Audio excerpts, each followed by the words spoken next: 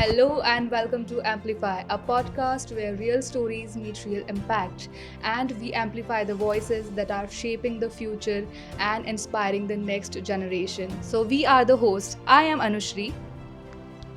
I am Priyanshi. I am Suhani. And at last, I am Antriksh, and we are the host of this podcast today.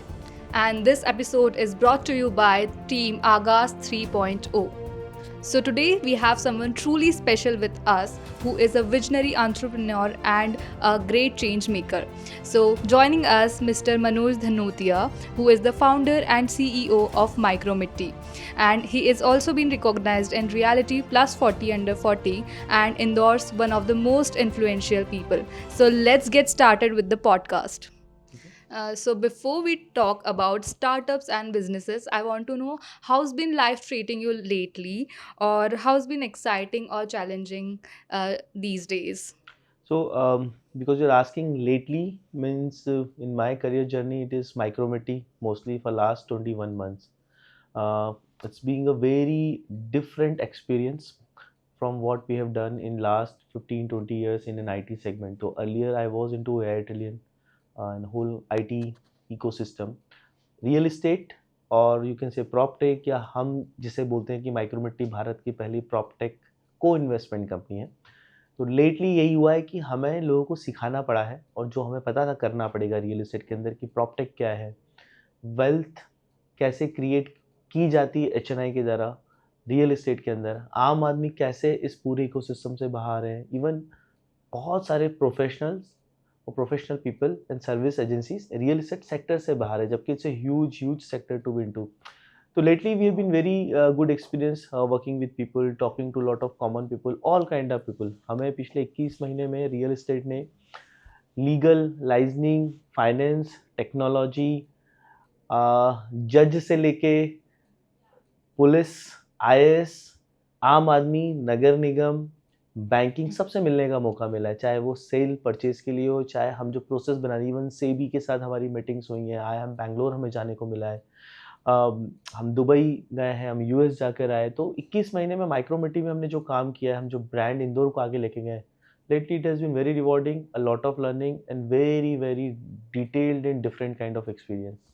That's truly inspiring and like interesting. And one of the major word that I was seeing was prop tech. So can you please just give us more information about it?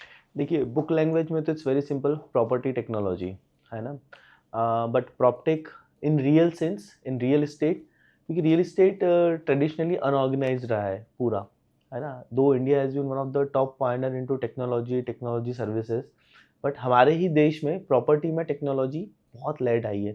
अब property में technology का use क्या है, on a very AI perspective बोलूँ तो काफ़ी सारी companies tier 1 cities में, या यूजुअली यूएस के अंदर, अगर जैसे डीमार्ट को कोई शोरूम भी खोलना है तो कैसे खुलेगा, उसका बहुत एनालिसिस होता है, डेमोग्राफिक्स, पॉपुलेशन, एआई यूज़ करते हैं उसके अंदर, डेटा यूज़ करते हैं, रोड ट्रांसपोर्टेशन कितना है, कितने लोग कहाँ कितना कमा रहे हैं, वो एक टॉप लेवल पे टेक्नोलॉजी का यूज़ होता ही है, जो हमारे यहाँ अभी भी बहुत काम होता है। इवन ट्रैफिक का एनालिसिस होता है उसके लिए कि कौन कहाँ से आ रहा है, कितना कनेक्टिविटी है, तो हमें किस जगह खोलना है।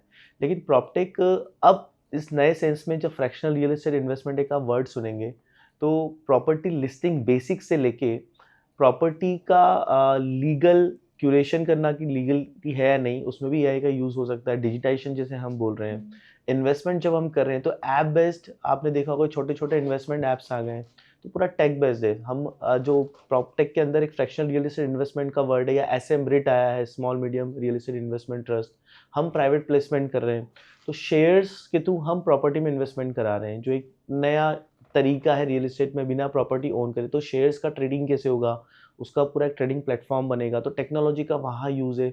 इवन प्रॉपर्टी के अंदर मार्केटिंग, ब्रांडिंग, क्योंकि अब ये पूरा डिजिटल वर्ल्ड का ज़माना है, और इन्वेस्टमेंट जैसे आज इंदौर में हम ला रहे हैं, तो ऐसा नहीं है कि इंदौर में जो, हाँ, हम कॉलोनी बना रहे हैं या फ्लैट बना रहे हैं, उसके पास वाले कोई बंदा, ट्रेडिशनली ऐसे ही होता था, जो जहाँ रहता वहीं खरीदता। लेकिन आज इन्वेस्टमेंट टियर 1 सिटी से इंदौर आ रहा है, यूएस से आ रहा है, दुबई से आ रहा है, there are various countries, Qatar से हम लोग इन्वेस्टमेंट लाए, तो उनको पूरा टेक्नोलॉजी का उसमें रोल है बहुत बड़ा, कि प्रॉप्टेक मतलब एक ऐप हो गया, ऐप पे आपके लाइव कैमरेज लगे हैं, आपका पूरा लीगल ड्यू डिलिजेंस क्लियर करा हुआ है, एआई यूज़ करके आपने डेटा पॉइंट्स निकाले हैं, इवन प्रोजेक्ट फिजिबिलिटी रिपोर्ट्स जो हम बोलते हैं उसमें टेक्नोलॉजी का बहुत महत्व है।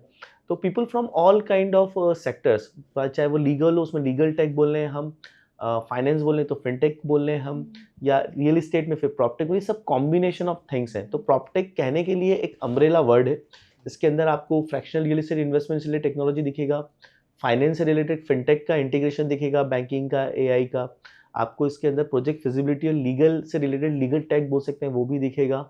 मार्केटिंग ब्रांडिंग अपने आप में एक बहुत बड़ा सेक्टर है। आप देखते होंगे छोटे छोटे लोग रील्स बनाने लगे, मतलब छोटे छोटे कॉलोनाइजर, नॉर्मल किसी को प्लॉट भेजना है तो वो भी रील्स बनाने लग गया है। तो एक छोटा सा एग्जाम्पल है, अगर हम एआई यूज़ कर रहे हैं तो ब्रांड एम्बेसडर भी हम फेसेस अब एआई से बना रहे हैं, हम जो प्रॉपर्टी दिखाना चाह रहे हैं उसको जो 3D मॉडल है वो हम एआई से बना रहे हैं। तो काफ़ी सारी चीज़ें, ये सब कुछ अब प्रॉप्टेक के अंदर आएगा। तो मेरे हिसाब से this would be one of the most fastest growing sector, क्योंकि टिकट साइज बड़ा है, ऑलमोस्ट हर बंदा घर तो खरीदता ही और एक सेकंड घर भी खरीदता है, और इन्वेस्टमेंट के लिए स्कोप बहुत ज़्यादा है। तो अगर पैसा आएगा और पैसा बनेगा, चाहे वो HNIs हो, बहुत कमाने का पैसा प्रॉपर्टी में डालते हैं, या आम आदमी जो यूजुअली स्टॉक्स में नहीं लगाता है वो एक घर और प्लॉट में इन्वेस्टमेंट करता है। तो एक traditional it's unstructured, but proptech के कारण it will be structured, very feasible for everybody to look into कि कैसे होगा, क्या खरीद रहा हूँ, कैसे बिकेगा, है ना, कैसे प्रेजेंटेशन हो रहा है, ये सब कुछ प्रॉप्टेक के अंदर आएगा। So like Micromitti is like one of the best example when it comes to traditional business को एक अभी के टेक्नोलॉजी के साथ आगे बढ़ाना. So yeah, that's really great.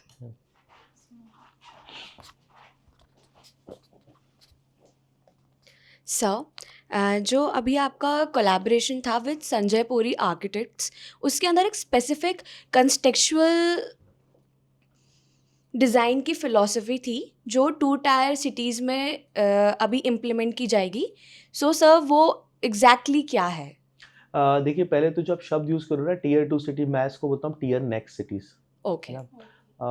Tier 1 cities में तो ज़मीन है नहीं, ठीक है। टियर 1 सिटीज़ दिल्ली, मुंबई, दिल्ली में पॉल्यूशन आपको पता है कितना है, मुंबई में भी ट्रैफिक का इशू है, बेंगलुरु में 6 महीने बहुत पानी, 6 महीने पानी नहीं होता है। तो ये सारी सिटीज़ के अंदर एक लेवल तक एप्रिसिएशन हो चुका है ना, एक सैचुरेशन आ चुका है। अब tier next cities Indore, Lucknow, Surat, Bhubaneswar, यहाँ पे ग्रोथ होगा।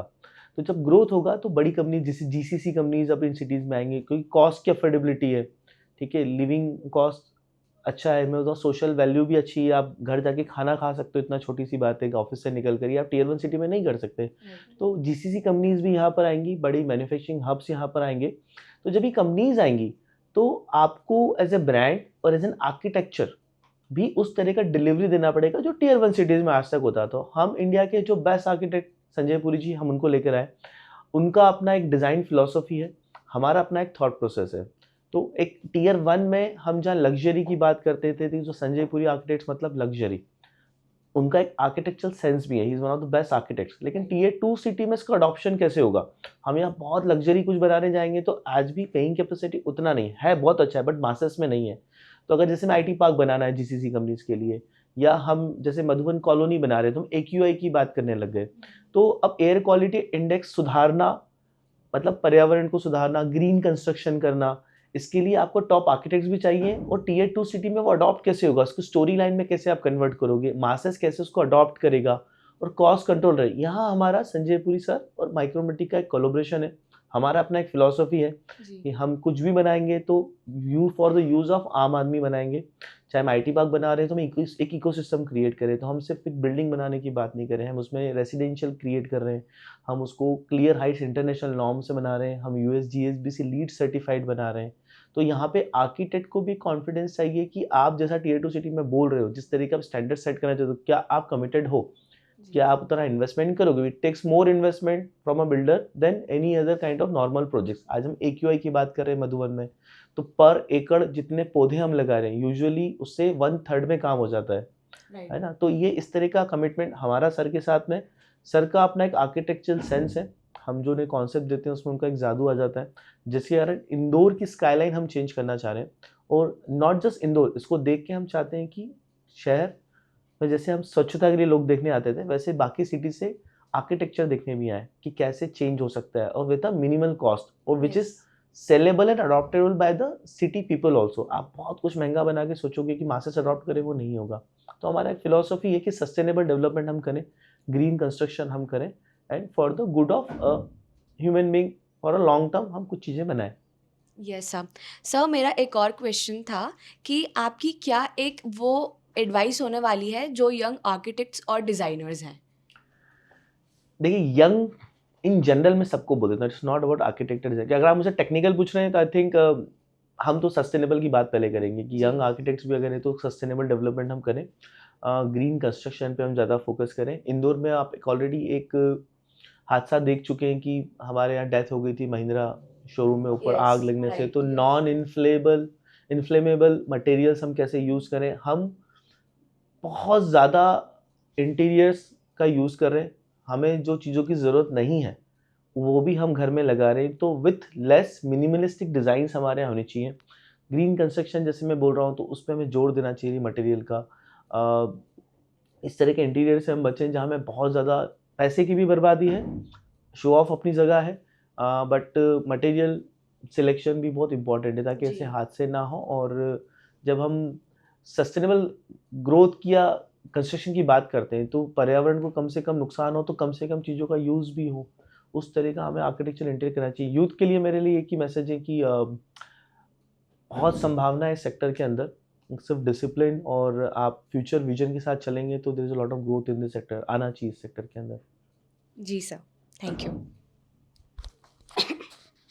सर जैसे कि आपने सस्टेनेबिलिटी की बात करी और अभी तो इवन गवर्नमेंट भी सस्टेनेबिलिटी के ऊपर बहुत ज़्यादा फोकस कर रही है, but if we see sustainability is little expensive, so how you are balancing both sustainability and even responsible construction keeping in mind the mindset of an average Indian investor?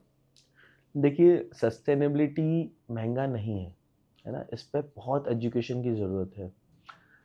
Pre fabricated materials होते हैं, pre cast materials होते हैं। हम लोग अभी basically जितना भी construction कर रहे हैं हम साइट पे ही करते हैं, है ना? तो जो आप cost of human being versus cost of development से कंपेयर करिए। हमारे यहाँ ऐसा भारत में बोला जाता है कि इंसान की जान की कीमत बहुत सस्ती है।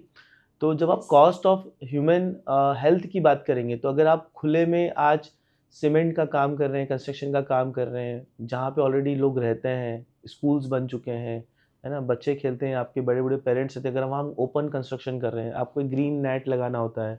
या चाइना में आपने देखा होगा डोम बनाया है, तो पॉल्यूशन को साइट पे हम कैसे रेस्ट्रिक्ट करें, क्योंकि हवा में PM 2.5 के कण उड़ते हैं। तो जहाँ ऑलरेडी डेंस पॉपुलेटेड एरियाज़ हैं वहाँ पे अब मैं बोलूँगा सस्टेनेबल अगर prefabricated precast material आप यूज़ कर रहे हो तो मे भी आपकी कंस्ट्रक्शन थोड़ी सी ज़्यादा होती है, लेकिन कंपेयर टू ह्यूमन हेल्थ और इंसान की जान की कीमत से ज़्यादा नहीं है। और एक्चुअल में अगर आप एनालिसिस करोगे तो prefabricated precast material सस्ते पड़ते हैं, है ना, लेकिन उसको ऑर्गेनाइज कंस्ट्रक्शन की ज़रूरत है। हम छोटी छोटी चीज़ें अडॉप्ट कर सकते हैं। सस्टेनेबल ग्रोथ का मतलब यही नहीं है कि सिर्फ प्री फैब्रिकेटेड या महंगा मटेरियल यूज़ करना है। ग्रीन मटेरियल महंगा ये ज़रूरी नहीं है, ठीक है। आपके यहाँ से साइड से जो ट्रक आ रहे जा रहे हैं तो बाकी कंट्रीज़ में ना ट्रक के टायर्स भी धोए जाते हैं जब वो साइड से अंदर बाहर होते हैं, सो दैट वो डस्ट के पार्टिकल्स हवा में उड़े ना, ठीक है। तो इस तरह की बहुत सारी छोटी छोटी चीज़ें हैं। मैं ग्रीन सीमेंट या ग्रीन सली की बात भी नहीं कर रहा अभी, वो आप वहाँ बोल सकते नहीं थोड़ा महंगा पड़ेगा, कॉस्ट ऑफ ह्यूमन लाइफ से तो वो भी सस्ता है, बट हमारे यहाँ उसमें भी बहुत एजुकेट करने की ज़रूरत है। लोकल मटेरियल का सोर्सिंग करें। हम आज भी इंपोर्ट अगर बहुत ज़्यादा कर रहे हैं, जबकि हम चाहें तो आसपास के पत्थर जो यूज़ कर सकते हैं वो हम यूज़ करें। तो ट्रांसपोर्टेशन कॉस्ट, क्योंकि सस्टेनेबल का सिर्फ मतलब मेरी साइट पे काम हो रहा है वो नहीं, सस्टेनेबल का मतलब है अक्रॉस ग्लोब। आप इंपोर्ट एक्सपोर्ट भी कर रहे हो तो आप एक सिटी से दूसरी सिटी में जो ट्रांसपोर्टेशन, तो फ्यूल का जो कंजप्शन हो रहा है वो भी कॉस्ट टू नेचर है ना। तो कलेक्टिवली अगर हम देखेंगे तो लोकल मटेरियल का यूज़ करना, लोकल सस्टेनेबल मटेरियल यूज़ करना, कम मटेरियल का यूज़ करना, एक्स्ट्रा आप इंटीरियर एक्स्ट्रा जो डिज़ाइनिंग वो ना करें तो आप पर्यावरण को वहाँ भी बचा रहे हो, ठीक है। अननेसेसरी कंस्ट्रक्शन हम ना करें। कोवर्किंग स्पेसेस हम बोलते हैं उसका चलन ज़्यादा बढ़ना चाहिए, ठीक है। को लिविंग बढ़ना चाहिए। ऐसे बहुत सारे टॉपिक्स हैं, अगर आप डेप्थ में जाएंगे तो उस पर तो बहुत एक एजुकेशन हमारे इंडिया में हम लोग काफ़ी पीछे हैं, खास करके टीयर नेक्स्ट सिटी में तो अभी कोई बात भी नहीं करता है। हमें अभी से बात करना चाहिए। तो फिर आज जैसे AQI की बात हम शायद 9 महीने पहले मैंने स्टार्ट किया था, तब इंदौर में कोई बात भी नहीं करता था इस बारे में। अब दिल्ली को देख के हम कर रहे हैं, लेकिन ठंड को जाने दीजिए हम फिर सब भूल जाएंगे। ठीक है, क्योंकि ठंड में ये थोड़ा सा ज़्यादा होता है। दिल्ली को देख के हमें याद आता है, जबकि कुछ दिन पहले देवास में भी 300 AQI था।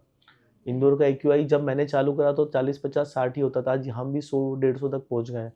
तो बहुत तेज़ी से चीज़ें बदल रही हैं, तो इस पे सस्टेनेबल डेवलपमेंट पे तो बात करनी पड़ेगी। It has to be compared with human life, है ना। वो हवा के कण जो हमारे अंदर जा रहे हैं, हमारे बच्चों के शरीर में जा रहे हैं, ये हमें आगे चल के बहुत नुकसान देने वाले हैं। Thank you, sir. It was very helpful. So now we are on the topic of sustainability. Could you tell us more about your new project, Micromitti Madhuban? Madhuban में हम पहले दिन से बहुत क्लियर थे।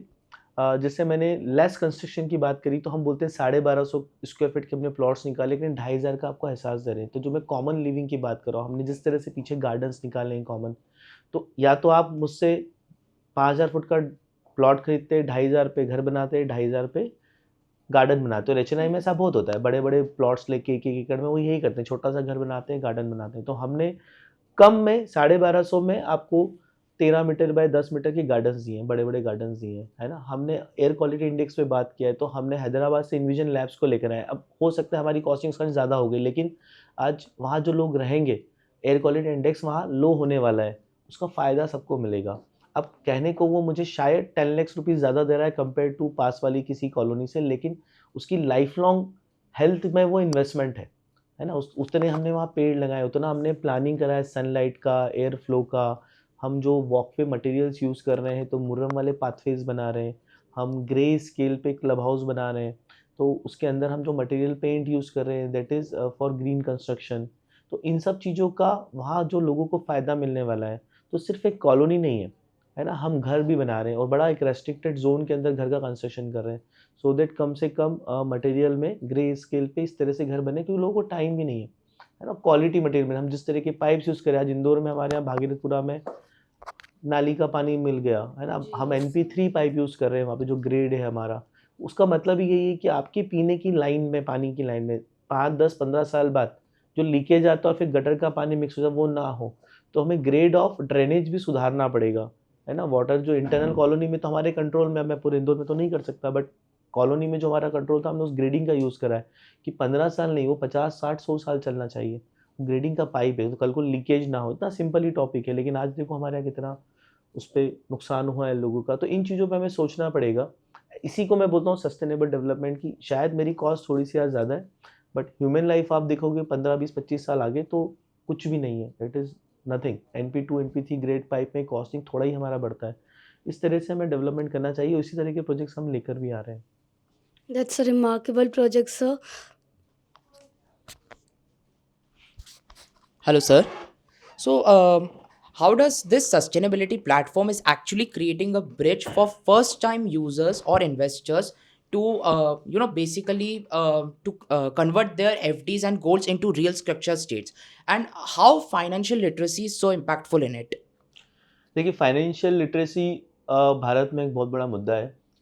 हमारे यहाँ आज भी लोग एक्चुअल फाइनेंशियल लिटरेसी बहुत कम है, चाहे लोग इसमें बुरा मान जाए। और इस पे हमें बहुत काम करने की ज़रूरत है।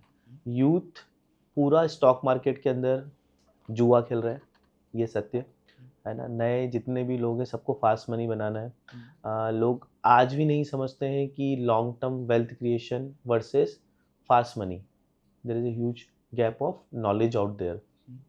तो अब मैं यूथ को बहुत जल्दी चेंज तो नहीं कर सकता, बट एक बहुत बड़ा सेक्टर ऐसा भी है जहाँ पे लोग पैसा आज भी एफडी में ही रखते हैं, है ना। एफडी में आपको पोस्ट टैक्स इन्फ्लेशन से भी कम रिटर्न आता है, ठीक है। और वेल्थ मैनेजमेंट का बेसिक एक कॉन्सेप्ट है कि आप डाइवर्सिफाई करो। तो जो HNI है वो तो बहुत वेल एजुकेटेड है, वो ये सब चीज़ें समझते हैं, है ना। लॉन्ग टर्म वेल्थ क्रिएशन, आप वॉरेन बफे के भी स्टेटमेंट सुनोगे, है ना, तो वो यही बोलते हैं कि लॉन्ग टर्म कैपिटल लॉस नहीं होना चाहिए। तो फाइनेंशियल एजुकेशन काम करने की बहुत ज़रूरत है। असेट क्लास 3 ही है भारत में, या तो स्टॉक मार्केट्स, FD गोल्ड या रियल इस्टेट, है ना। तो जैसे सेबी का एक डेटा है, if I am not wrong, कुल 50 लाख ही एक्टिव अकाउंट्स हैं। तो सेबी का भी एक डेटा है जहाँ पे एक्टिव इन्वेस्टर्स इक्विटी मार्केट में 5 मिलियन, मतलब कुल 50 लाख अकाउंट्स ही हैं। पर भारत की पॉपुलेशन तो 1 बिलियन है, तो बाकी लोग कहाँ इन्वेस्ट करते हैं। तो ट्रेडिशनली लोग रियल इस्टेट में इन्वेस्टमेंट करते हैं, तो हम कहीं फ्रॉड्स की बातें भी सुनते हैं, बहुत फ्रॉड हो जाते हैं। और बाकी लोग FD में। तो मुझे ऐसा लगता है कि पूरा एक रियल इस्टेट का सेक्टर या इन्वेस्टमेंट का एक सेक्टर बोलें तो उस पर एजुकेट करने की ज़रूरत है। हमें डाइवर्सिफाई करना लोगों को सिखाना चाहिए, और ख़ास करके आम आदमी को। और यूथ का भी जैसे मैंने एक पैटर्न देखा है कि ठीक है, मेरी एक लाइन है, आधा ख्वाब आधा ज़मीन। तो यूथ लगाएगा, एफ करेगा, उसको फास्ट मनी बनाना है, पर मेरा ऑब्जर्वेशन ये है 30-35 एज होते होते भी यूथ के पास आज घर नहीं है ना। लोग घर के लिए काम भी नहीं कर रहे हैं, मतलब मम्मी पापा का घर है उसमें रहते हैं, और फ्यूचर अपने घर की बात भी नहीं करते हैं। Lot of people are going on job, वो आज भी किराए के घर में, which is not good for India. Bharat में अगर आप समझेंगे कि रिसेशन जेन्युइनली बोले तो कभी आया ही नहीं, है ना। 2009 का रिसेशन मैंने देखा है, अभी भी कुछ टाइम पहले हम पूरे वर्ल्ड में रिसेशन की बात कर रहे थे, हमारे इंडिया में नहीं है। उसका एक रीज़न था, हमारे एक पैरेलल इकोनॉमी है, हमारे मम्मी पापा और हम लोग जॉइंट फैमिली में रहते हुए हैं, उन्होंने घर बना लिया, रोटी कपड़ा मकान आपके दादाजी और पापा जी ने आपको दे दिया है ना। तो यूथ को वो चिंता है नहीं। बट मूविंग ऑन फ्यूचरिस्टिकली, अगर हम क्रेडिट कार्ड इकोनॉमी में चले गए, हम सिर्फ इक्विटी में एफ में ही अगर पैसा लगाते रहे और वहीं फास्ट मनी में रह गए, तो फ्यूचर जनरेशन को बहुत प्रॉब्लम आने वाली है। बिकॉज आज के टाइम पे वर्ल्ड जो है अब केवल 6 पिलर पे ही चल सकती है। हेल्थ, एजुकेशन, डेवलपमेंट, ये फर्स्ट चीज़ हो गई। अब जो सेकेंडरी चीज़ है इसमें sustainability, technology and global expansion is there. What are your views about this? देखिए, दो अलग अलग टॉपिक है। आपने जो 6 पिलर वाली बात करी है, पिलर तो वो 4 ही होने वाले, रोटी कपड़ा मकान से आगे आप जा नहीं पाओगे। अगर आपने वो चीज़ें सिक्योर नहीं करी और आप टेक्नोलॉजी, सस्टेनेबिलिटी और हम जो बड़ी बड़ी ग्लोबल एक्सपेंशन की बात करें, तो एक तरफ वो पूरा ख्वाब है जो हमें करना है ना, ग्रोथ है, लेकिन बेस है। अगर आप फाइनेंशियल एजुकेशन को उससे जोड़ रहे हो, तो पहले तो आपको आपका रोटी कपड़ा मकान ही सिक्योर करना है। अगर आप डेवलप कंट्रीज़ को देखते हुए credit card economy, EMI economy उसमें चले गए, और फिर टेक्नोलॉजी, बिजनेस, स्टार्टअप्स, जो हमारे यूथ आज बहुत बातें करता है, मैं अपना बिजनेस खोलूंगा, मैं ऐसा करूंगा, वो कुछ भी करने को रेडी उसके लिए। तो till as it is okay, till 20-25 you should take all the risk. But after 30-35 अगर आप तब भी वो एफ ही कर रहे हो, है ना, अपना अपना वेल्थ क्रिएट नहीं कर रहे हो, रेगुलर इन्वेस्टमेंट या एफ कर रहे हो, तो आपको लॉस होने वाला है। You are at risk, you are putting yourself at risk, you are putting your family at risk, you are putting your future kids at risk. तो फाइनेंशियल एजुकेशन को हम सेपरेट कर लें कि बेसिक एजुकेशन फाइनेंशियल होना चाहिए कि कैसे सेविंग्स करना है। हमारा पूरा भारत सेविंग्स पे ही चलता है, और इसीलिए हम लोग आज भी रिसेशन से बहुत दूर हैं। ट्रेडिशनली हमारे यहाँ व्यापारी बनिए, हम जो बोलते हैं, हम लोग जिस तरह से धंधा करते आए हैं, अपना घर बनाना, अपनी ज़मीन क्रिएट करना, अपना वेल्थ, पुराने लोगों का पैसे से ही आज यूथ मज़े भी कर रहा है। आज जितना आप देखोगे कि एक नया हाईवे आ गया और किसान ने ज़मीन बेच दी और बहुत मज़े कर रहा है, वो उनके बच्चे कर रहे हैं। किसान ने तो 20 साल उसको इकट्ठा करा है। तो वो फाइनेंशियल एजुकेशन, रोटी कपड़ा मकान के अराउंड तो हमेशा रहना चाहिए। वो हमारा भारत को बाकी दुनिया से अलग करता है, इसीलिए हम सिक्योर्ड देश है। आज भी हमारे यहाँ देखिए सोशल सिक्योरिटी उतना एडवांस नहीं है। डेवलप कंट्रीज़ में आपको हेल्थ बराबर मिलेगा, आपको मतलब आप किसी अस्पताल में जाओगे आपको इलाज मिलेगा सेम जो एक अमीर को मिलता है। हमारे यहाँ ऐसा नहीं है। हमारे यहाँ गवर्नमेंट आपका इलाज नहीं करा रही टॉप लेवल का, तो आपको आपका इलाज कराना, अपने बच्चों को आपको सिक्योर करना पड़ेगा। वहाँ पे डेवलप्ड कंट्रीज़ में आपको रोजगार भत्ता मिलता है। अगर आपको जॉब नहीं भी है ना, तो आपको घर और पैसा बिल्कुल अच्छे खासा मिलता है। हमारे यहाँ नहीं मिलता। हमारे यहाँ मनरेगा का पैसा मिलता है गड्ढा खोदने का। तो आप ये ध्यान रखिए कि वो बेसिक फाइनेंशियल एजुकेशन, वो स्टेबिलिटी तो यूथ में होना चाहिए। उस पर एजुकेशन में बहुत बात होना चाहिए। अगर वो सिक्योर्ड है आपका, तो फिर आप sustainability, technology, global expansion, business, उन सब की बात भी करिए। वो अच्छी बात है कि हम नेक्स्ट भारत को अगले 50 साल 100 साल कहाँ ले जाना चाहते हैं, है ना। तो वो एक अलग पूरा अपने आप में डिस्कशन है कि क्या सेक्टर्स हैं जहाँ पे ग्रोथ है। अब इंडिया में मैन्युफैक्चरिंग बढ़ रहा है, जीसीसी कंपनीज आ रही हैं, ठीक है। ट्रम्प जो यूएस में कर रहे हैं उसके बाद मुझे लगता है आईटी और ज़्यादा इंडिया में चलेगा, क्योंकि उनको फिर आना ही पड़ेगा इधर, करेंगे क्या। लेकिन पहले सर्विस सेक्टर में बहुत बिजनेस होता था। अब मैं बोलता हूँ वो लेबर आर्बिट्राज नहीं है डॉलर वाला, उधर मैं तो महंगा या सस्ता, आज यहाँ भी सैलरीज उतनी हाई है। तो आपको इंटेलेक्चुअल काम करने पड़ेंगे, आपको एआई का अडॉप्शन करना पड़ेगा, आपको प्रोडक्ट्स में काम करना पड़ेगा, आपको इंजीनियरिंग में काम करना पड़ेगा। ये नेक्स्ट जेन्युइन है। सिविल जैसे हम बोलते हैं, कंस्ट्रक्शन में बहुत स्कोप है, उन पे हमें बात करना चाहिए। And those are next big sectors to work on. Thank you so much. So, last but not the least, according to you, what changes should we make in government policies, or what new innovation should education sector make so that everyone knows how important is sustainable development? Sustainable development तो पूरी policy आना चाहिए, है ना, कि green construction. और given Bharat में जिस लेवल कंस्ट्रक्शन होने वाला है और हेल्थ को लेके हमें जितने कंसर्न्स हैं, एक्यूआई आप देख ही रहे हो, तो आई थिंक बहुत स्ट्रिक्ट पॉलिसी आना चाहिए कि डेवलपमेंट सस्टेनेबल ही होना चाहिए। Prefabricated, precast material जो है वो, इवन रीयूज़ ऑफ मटेरियल हमारे यहाँ कंपल्सरी होना चाहिए। प्लास्टिक पे बैन होना चाहिए। आयरन वगैरह जितना भी डिमोलिशन होता है पुराना, उसका वापस रीयूज़ होना चाहिए। लेस मटेरियल में हमारे यहाँ पॉलिसी आना चाहिए कि आप एक घर बना रहे हो तो घर में एक्चुअल में आप कितना खर्चा कर सकते हो। I know it is tough और बहुत, आई डू नॉट नो कि कैसे गवर्नमेंट करेगी, बट इस पे बात होना चाहिए। जैसे हमारे यहाँ समाज के लेवल पे शादियों में तो हो गया कि खाने में इतना ही खिलाएँगे या इतना ही करने देंगे, गाँवों में होने लगा एक्चुअली, है ना? तो वैसा कंस्ट्रक्शन में भी होना चाहिए पॉलिसी कि कितने स्क्वायर फीट में कितना बनना चाहिए घर, है ना? वर्टिकल डेवलपमेंट पे हमें बात होना चाहिए। रोड इंफ्रास्ट्रक्चर जिस तरह से हम बना रहे हैं, उसके आसपास हरा ग्रीन डेवलपमेंट कैसे हो, उसपे हमारी पॉलिसी हमारी होना चाहिए। बहुत सारी ड्रेनेज सिस्टम वगैरह हमारे यहाँ बहुत कंपल्शन होना चाहिए, किस तरह का होगा तो पानी पीने की क्वालिटी बहुत बेसिक्स है। हमारे यहाँ इंफ्रा बहुत 70 साल पुराना हो गया है, पुरानी जगह। हम आज भी डेंसली पॉपुलेट कर रहे हैं, हर सिटी को डेंसली कर रहे हैं, हमें उसको एक्सपेंशन करना पड़ेगा। आप पर स्क्वायर किलोमीटर में कितने लोग रहते हैं और किस तरह से आप उसको एक्सपेंड कर सकते हो। उसमें गवर्नमेंट का कॉस्ट है, क्योंकि आप जब फैलाते हो सिटी को तो आपको रोड इंफ्रा भी बनाना पड़ता है। तो उसके कारण हम फैला नहीं पाते, लेकिन आप एक ही सिटी में उसको वर्टिकल खड़ा करते जाएँगे तो फिर जो एक्जिस्टिंग इंफ्रा है ड्रेनेज का, सीवेज का, वो उस पे प्रेशर आता है ना? पेड़-पौधे उतने होते नहीं उतने डेंसली एरिया में, तो इन सब पे लेके एक रिसर्च होना चाहिए। आई थिंक रिसर्च बहुत सारी है भी, बट बहुत जल्दी उसपे पॉलिसी आ जाना चाहिए। थैंक यू सर, योर हुँ। Suggestions are truly remarkable. Thank you. Okay, so one interesting question which I want to ask you, this name Micro Mitti looks so attractive and सुनने में भी बहुत अच्छा लगता है. So I just want to know the story behind this name कि ये कैसे like Micro देखिए Mitti. बड़ा सिम्प्लीफाइड है।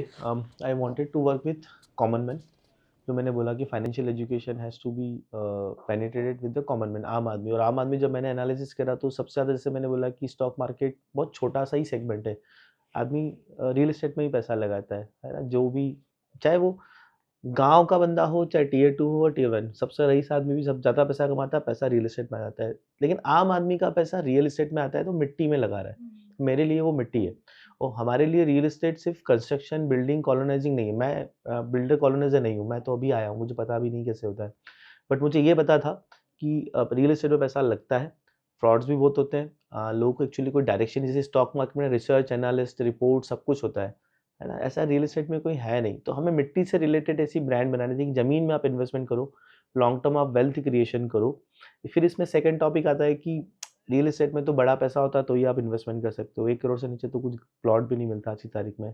तो माइक्रो इन्वेस्टमेंट कैसे होंगे? है ना? छोटे-छोटे इन्वेस्टमेंट करके, जैसे बड़े कॉलोनाइज़र डेवलपर 400, 500, 1000 करोड़ के प्रोजेक्ट में 5, 10 लाख, 15 लाख से इन्वेस्टमेंट कोई कैसे कर पाएगा? तो वो माइक्रो मिट्टी ऐसे एक शब्द बना। शब्द एक्चुअली पहले बनाया था मैंने माँ मिट्टी, है ना? लेकिन फिर जब हमने सोचा कि इसको एक्चुअल में आपको ब्रांड करना पड़ेगा और हम इंटरनेशनल पैसा, मतलब मल्टीपल कंट्रीज़ हम भारत में पैसा लाना चाहते हैं, भारत से टियर 2 में, तो हमने उसको माइक्रो मिट्टी नाम दिया। This was such a thoughtful thing. One advice that you would like to give to a Gen Z or a 20-year-old. Uh, not just Gen Z 20, मैं तो, मेरी भी 2 डॉटर्स उनको भी बोलता हूँ, from school kids to everybody. The most important thing in India today, in the global world, is mental strength, है ना? You have to be mentally very, very strong. आपको स्ट्रेस, डिप्रेशन, ये सब डेवलप्ड कंट्री के शब्द थे जो आज हमारे यहाँ भी आ गए हैं, ठीक है? और चाहे आप बिज़नेस करो, चाहे आप जॉब्स करो, जॉब में जाओ, या आप घर का ही कोई बिज़नेस करने वाला है, या आप कुछ नहीं भी कर रहे हो, घर पे आप लेडी भी हो, मतलब हाउस मेकर भी हो, the most important thing is कि आप मेंटली स्ट्रॉन्ग कैसे होगे, कैसे आप चीज़ों को परसीव करते हो, कैसे आप चीज़ों के लिए आगे प्रोग्रेस करना चाहते हो, करियर कैसे बनाना चाहते हो। यू नीड टू अंडरस्टैंड कि लॉन्ग टर्म विज़न क्या है, स्टेप बाय स्टेप चीज़ें कैसे होंगी। ये सब चीज़ें, है ना? You have to be very, very mentally strong to get things done. ख़ास करके भारत जिस दिशा में जा रहा है, जिस तरह से कॉम्पिटिशन बढ़ती जा रही है, you have to think differently and train your mind, otherwise it is going to be very, very difficult in future times for you to sustain and survive. Otherwise Bharat का फ्यूचर बहुत ब्राइट है, भारत में growth होगी। भारत, मेरा तो vision है कि 2047 तक जो हमारे प्रधानमंत्री जी बोल रहे, $30 ट्रिलियन, $50 इकोनॉमी बनेगा, है ना? हमारे पास पॉपुलेशन ही हमारा हथियार है, कंजम्पशन इकोनॉमी है हमारी, मैन्युफैक्चरिंग इंडिया में आ रहा है, इंजीनियरिंग में जॉब्स बहुत स्कोप है, but you just have to be mentally strong to steer through all of this. thank you so much, sir, for your advice. Sir, आपने जैसे बताया कि आप चाहते हैं कि जो भी लोग हैं इंडिया में वो इन्वेस्ट करें, भले ही छोटा बट स्टिल इन्वेस्ट करें। सो बेसिकली ये अफोर्डेबिलिटी के ऊपर बात हो रही है। तो मेरा क्वेश्चन ये है कि सर जो अफोर्डेबल आर्किटेक्चर है उसका सबसे बड़ा मिथ क्या है? मतलब जो इंडिया में लोग मानते हैं कि हाँ अगर हम ये चीज़ है तो हम यहाँ इन्वेस्ट नहीं कर सकते। देखिए, आपका प्रश्न इन्वेस्टमेंट को लेकर है। मैं हमेशा एक बात बताऊँ, भारत में शुरू से आम आदमी को सिखाया गया है रेगुलर इनकम। एफडी मतलब रेगुलर इनकम, म्यूचुअल फंड मतलब रेगुलर इनकम, ठीक है? बहुत स्कीम्स आती है, एलआईसी मतलब सब, हर व्यक्ति को रेगुलर इनकम कि आप इन्वेस्टमेंट करो, रेगुलर इनकम कमाओ। Regular income is taxable. आपकी जो भी इनकम होती है ऑनगोइंग, उस 35% का टैक्स लगता है। और जो अमीर लोग हैं, एचएनआई, वो रेगुलर इनकम में इन्वेस्ट नहीं करते। आपने सुना होगा जेफ बेजोस हो गया, या भारत के भी जो बहुत सारे बड़े नाम हैं, ये टैक्स ही नहीं भरते। सुना होगा आपने स्टोरी, ज़ीरो जी। टैक्सेशन। फिर ये अमीर कैसे हैं? ज़ीरो टैक्स पे कोई अमीर कैसे होता है? इवन डोनाल्ड ट्रम्प है, ज़ीरो टैक्स पे अमीर कैसे होते हैं? ये सारे लोग आर्ट ऑफ इन्वेस्टमेंट सीख गए हैं। वो लोग असेट में इन्वेस्टमेंट करते हैं, वो लोग शेयर्स में जब इन्वेस्टमेंट करते हैं उसको रिडीम ही नहीं करते, उनको रेगुलर इनकम नहीं चाहिए। वो बैंकिंग सिस्टम यूज़ करते हैं, उसी के ऊपर लोन लेकर अपना खर्चा चलाना, या फिर long term capital gain tax. ये बहुत छोटे-छोटे मैंने शब्द बोले शॉर्ट में, ये आम आदमी को सीखना पड़ेगा। हमें भी उसी तरीके से इन्वेस्टमेंट करना चाहिए कि हम उस तरह का असेट क्लास बनाएँ, लॉन्ग टर्म वेल्थ क्रिएशन की बात करें, जहाँ पे रेगुलर इनकम ना हो। इनकम मतलब टैक्स, इनकम मतलब टैक्स। बड़े लोग इनकम नहीं बनाते, वेल्थ क्रिएट करते हैं, जी। है ना? अब आप इसको अगर रियल एस्टेट पर्सपेक्टिव से पूछना चाह रहे हैं, तो अगेन हमारे यहाँ लास्ट में हम एक प्लॉट खरीद लेते हैं या एक फ्लैट खरीद लेते हैं, सब कुछ पूरा बनने के बाद, है ना? अगर आप वाइट मनी की बात कर रहे हो, आपको तो ऑप्शन ही नहीं है, क्योंकि जो प्री ओपन होता है उसमें कैश का इन्वॉल्वमेंट बहुत होता है हमारे यहाँ, है ना? ये सब चेंज होना चाहिए। टियर 1 सिटी में ऑलमोस्ट चेंज हो चुका है। टियर 2 में आज भी सब लोग कैश में ही डील कर रहे हैं, और जो वर्किंग क्लास है वो तो इन्वेस्टमेंट कर ही नहीं सकता, क्योंकि उसके पास में ब्लैक मनी है ही नहीं। राइट। तो माइक्रोमेटिक जैसी कंपनी आप और भी बना सकते हैं, जहाँ हम 100% वाइट की बात कर रहे हैं। छोटे टिकट साइज से आपको उस तरह के प्रोजेक्ट में डाल रहे हैं जहाँ आपका रेगुलर इनकम आएगा नहीं, लेकिन वेल्थ क्रिएट होगा, है ना? उसमें फिर बैंकिंग स्कीम्स होती हैं, लीज, रेंटल, डिस्काउंटिंग, एलआरडी, जो बड़े लोग बहुत यूज़ करते हैं। ओडी बना लेते हैं असेट के ऊपर, 7% उनको ओडी मिल जाता है, उससे वो फिर असेट बना लेते हैं। ये चीज़ें हमें सीखनी पड़ेगी इन्वेस्टमेंट में। ये फाइनेंशियल गैप है हमारे देश में, जो एचएनआई बहुत अच्छे से मास्टरफुली इस आर्ट को समझ चुके हैं, इसीलिए वो पैसे से पैसा बनाते रहते हैं। आम आदमी को कभी किसी ने नहीं बताया। आपके पैसे से आप पैसा डालते हो एफडी के अंदर, सब जानते हैं, है ना? आप पैसा डाल देते हो म्यूचुअल फंड के अंदर, उसी से बिजनेसमैन पैसा, अपना पैसा बनाता है। तो विच इज़ नॉट रॉन्ग, ये बिजनेस है, वो जानते हैं इसलिए वो करते हैं। तो मैं उनके लिए, किसी के लिए नेगेटिव नहीं बोल रहा हूँ, लेकिन वो आर्ट हमें भी सीखना चाहिए। माइक्रोमेटी उसी के लिए काम कर रहा है। हम सिर्फ रियल एस्टेट में कॉलोनी या बिल्डिंग नहीं बना रहे हैं, हम फाइनेंशियली लोगों को एजुकेट करें कि how to make money like others, like HNIs. आपको आना चाहिए, बहुत मुश्किल नहीं है, बहुत टफ नहीं है, जी। And that benefits nation also. जब आप बड़ी एसेट क्लास में, बड़े प्रोजेक्ट्स में आम आदमी का पैसा लगता है और सही तरीके से लगता है, तो उस तरह के स्ट्रक्चर्स बनने से दूसरी कंपनीज भी आती हैं। तो अगर आप उसको मैं आर्किटेक्चर की तरफ घुमा के ले जाऊँ कि ये इन्वेस्टमेंट से आर्किटेक्चर, सस्टेनेबिलिटी का क्या फ़र्क पड़ेगा, तो आज अगर कोई मल्टीनेशनल कंपनी इंदौर में अगर आना चाहती है ना, कोई आईटी सेक्टर की कंपनी, तो हमारे यहाँ एक भी ग्रीन बिल्डिंग या यूएसजीएसबी लीड सर्टिफाइड बिल्डिंग ही नहीं है। तो आपके ऐसा कोई आर्किटेक्चर ही नहीं जहाँ कोई बड़ी अच्छी कंपनी आके उनके ईएसजी नॉर्म्स के हिसाब से आके बिजनेस करे, तो कैसे आएंगी बड़ी कंपनीज? तो आपको बनाना पड़ेगा। तो वहाँ आर्किटेक्ट का रोल आ गया कि उस तरह की बिल्डिंग हम बनाएं। अगर वो कंपनी आएंगी तो आपका इन्वेस्टमेंट भी ग्रो होगा, वो कंपनी को भी स्कोप मिलेगा, या जॉब्स भी जनरेट होंगे। तो एवरीथिंग इज इंटर रिलेटेड कि Right. पैसा लग कहाँ रहा है। अगर अच्छी जगह पैसा लग रहा है, शहर में अगर अच्छा कहीं प्रोजेक्ट बन रहा है जहाँ मल्टीनेशनल कंपनीज आ सकती हैं, जीसीसी आ सकती है, तो शहर भी आगे बढ़ेगा, शहर में इन्वेस्टमेंट भी आएगा, आपका इन्वेस्टमेंट बढ़ेगा, जॉब जनरेट होंगे, रेगुलर इनकम शहर की, और देश में शहर का नाम होगा, जी। है ना? यही हमारा फिलॉसफी है पूरा ओवरऑल माइक्रोमेटिक around. Thank you sir. Thank you. Just out of curiosity, one last question. जैसे कि आप खुद एक फाउंडर है, आप भी एक एंटरप्रेन्योर है, एंड आपने इतना सालों वर्क करा है तब जाके आज माइक्रोमेटिस लेवल पे। So what advice will you give to young entrepreneurs who left the entrepreneurship in their journey? वो लेफ्ट, तो मैंने सबसे पहले बोला था मेंटल स्ट्रेंथ बहुत होना चाहिए। आपने छोड़ा क्यों? छोड़ना कुछ नहीं होता है। अगर कुछ नहीं चल रहा है, आपने बंद कर दिया, ठीक है, फिर स्टार्ट कर लो।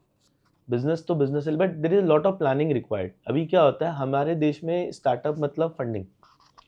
हमारे यहाँ पूरा कल्चर बहुत एक्चुअली ख़राब हो गया है। स्टार्टअप बिजनेस वाला मतलब फंडिंग। कोई बिजनेस बाद में सोचता है, पहले सोचता है मुझे फंडिंग कैसे मिलेगी। तो आपने तो पहले दिन ही अपनी कब्र खोद ली उस धंधे को वापस डालने के लिए। ट्रेडिशनली से बोलता हूँ, भारत व्यापारियों का देश रहा है, है ना, और व्यापारी ने हमेशा फ़ायदे बिज़नेस बनाने के लिए, मतलब प्रॉफिट बनाने के लिए काम करा है। वो philosophy was better than today's startup philosophy, है ना? आप बिज़नेस सोचो तो पहले ये भी सोचो कि पैसा बनेगा कैसा? हाँ, कोई बिज़नेस खड़ा करने में कैपिटल लगता है, इंफ्रा खड़ा कर रहे हो तो 1, 2, 3 साल आपका प्रॉफिटेबिलिटी नहीं आएगा। ये बेसिक्स ऑफ बिज़नेस हमारे स्टार्टअप वर्ल्ड में पढ़ाए नहीं जा रहे हैं कि ठीक है, आप बिज़नेस बनाओगे, आपको 3 साल नुकसान हो सकता है। कोई भी बड़े बिज़नेस को ब्रेक इवन आने में 3 साल लगते हैं, लेकिन उसका प्लानिंग होता है।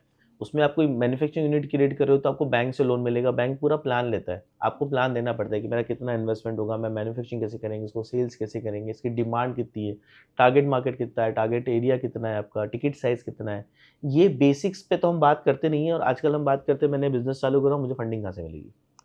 तो आपको जब फंडिंग लेने आते हो आपको ये भी नहीं पता होता है कि सेल्स कितनी होगी और इसमें मार्केट है या नहीं है। इसलिए ज़्यादा स्टार्टअप्स बंद हो जाते हैं। तो यंग एंटरप्रेन्योर्स को बुक्स पढ़ना चाहिए। मेरा तो सिंपल एडवाइस यही है। मैं भी फर्स्ट जनरेशन एंटरप्रेन्योर हूँ, हमें किसी ने सिखाया नहीं। हम कर करके 20 साल में सीखे तो 2 साल में माइक्रोमेट्री उतना बड़ा बन गया। आप शॉर्टन कर सकते हो life cycle of an entrepreneur अगर आप बुक्स पढ़ोगे। ठीक है, आप ट्रेड फेयर्स में जाओ। आप जैसे आज आप इंटरव्यू कर रहे हो, आपको ऐसे एक्चुअली इंडस्ट्रीज में जाना चाहिए, डिटेल डिस्कशन करना चाहिए कैसे बनेगा। प्लानिंग करो, आप मेंटर्स बनाओ, है ना? हमारे यहाँ मेंटर्स आज भी बहुत अंडररेटेड है, लेकिन मेंटर मतलब ये नहीं कि सब कुछ वो आपको बता देगा, लेकिन आप महीने में 1 बार तो जाके मिल सकते हो। लेकिन उन्हीं के पास जाओ जो आपको गाइड सही डायरेक्शन में हो, जिन्होंने खुद कुछ किया भी है। हमारे यहाँ मैंने कई बार देखा आपकी खास करके स्कूल कॉलेजेस में काफ़ी सारे स्पीकर्स आते हैं, बहुत सारा ज्ञान देके जाते हैं, आप ताली बजाते हो, पैसा 1 रुपया देके नहीं जाते हैं।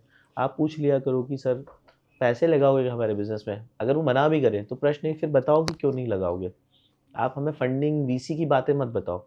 ये कल्चर चेंज होना चाहिए हमारे यहाँ। अगर हम स्टार्टअप्स की बात कर रहे हैं ना, startup is not equal to funding venture. Even हमारे यहाँ बहुत सारी गवर्नमेंट स्कीम्स भी ऐसी होंगी कि आप स्टार्ट करोगे तो इंक्यूबेशन सेंटर में आपको फंडिंग मिलेगी। मैं बोलता हूँ आप ये बताओ कि स्टार्ट करो, इंक्यूबेशन में हम ये बताएँगे सेल्स कैसे होती है। ठीक है, वो जो आर्ट है जो किस जिसके लिए बेसिकली धंधे बंद होते हैं। धंधे बंद क्यों होते हैं? कि हमारा बिका नहीं। तो पहले तो मार्केट वो चुनो जहाँ पे डिमांड है, फिर बिका नहीं मतलब कोर स्किल सेट पे हमारी बात, और हम प्रॉफिट बनाने की बात करें। फंडिंग की रिक्वायरमेंट होती है स्केल करने में, कि मुझे अब ये कोई ऐसा इंफ्रा क्रिएट करना है जिसमें 5 साल लगेंगे, दिख रहा है प्रॉफिट आएगा, लेकिन वहाँ चाहिए, है ना? तो दो that narrative has to change in India कि startup is not equal to funding और वीसी या angel. Startup is equal to how do I make profit from day one.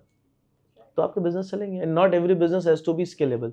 ये भी थोड़ा सा हमारे यहाँ यूथ में मतलब मिथ भर दिया, मतलब कुछ भी बनाओगे तो वो 10x 50x वैल्यूएशन पे जाएगा। आप वैल्यूएशन की बात ही मत करो। आपने आज बिजनेस बनाया, आप आज कितना कमाओगे? Any small business sustainable giving you more than any salary is also a business. It doesn't have to scale. हर बिजनेस नेशनल इंटरनेशनल स्केल और नॉट रिक्वायर्ड, कोई ज़रूरी नहीं है।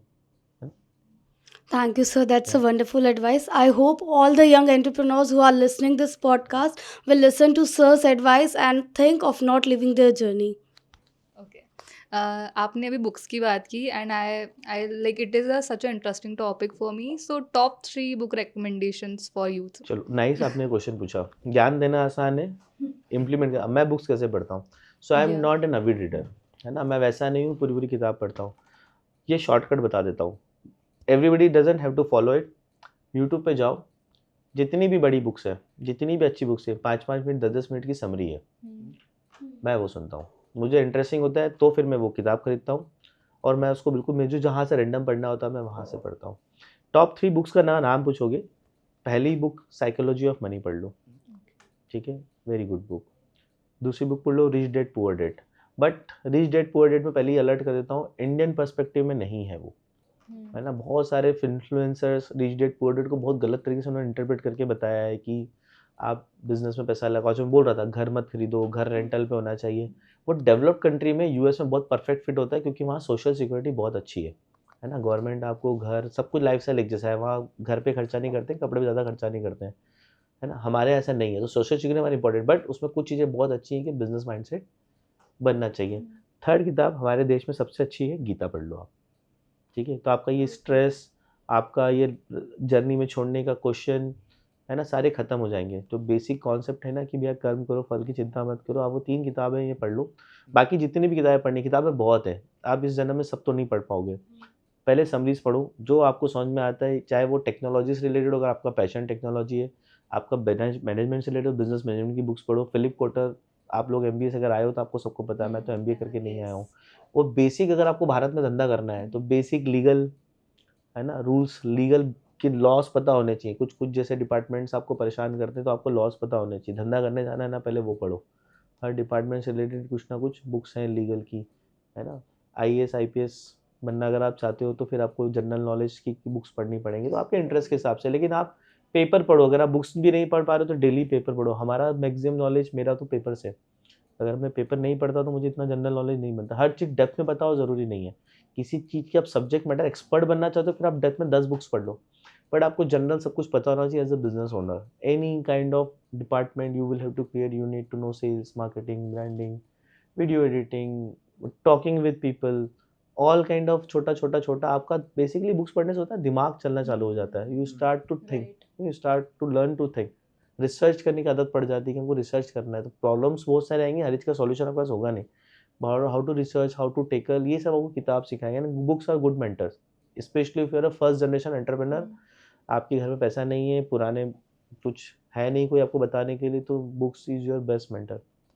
I think this was such a great recommendation and advice for the readers who are like beginning to start reading and everything. Thank you so much. Thank you.